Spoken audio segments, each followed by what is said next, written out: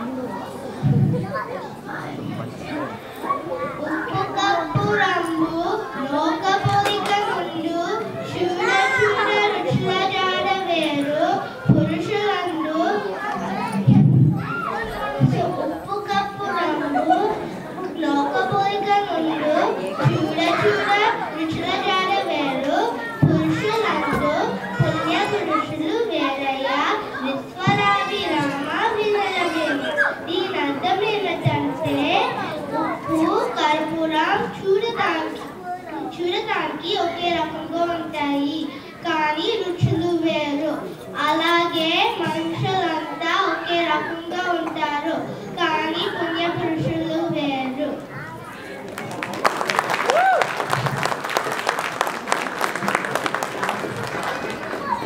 ఇప్పుడు 2వ పద్యం పాడి వినిపిస్తారు.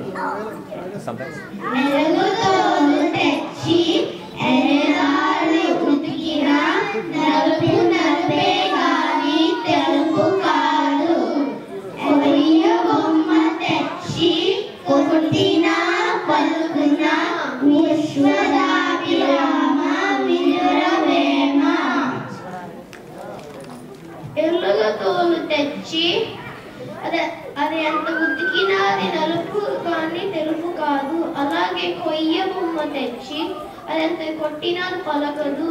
దీని అర్థం ఏంటంటే సహజ సిద్ధమైన స్వభావాలను మనం ఎంత చేసినా మార్చలేము.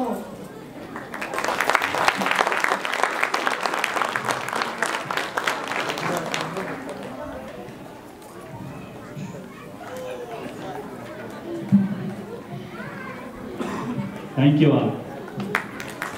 Good job.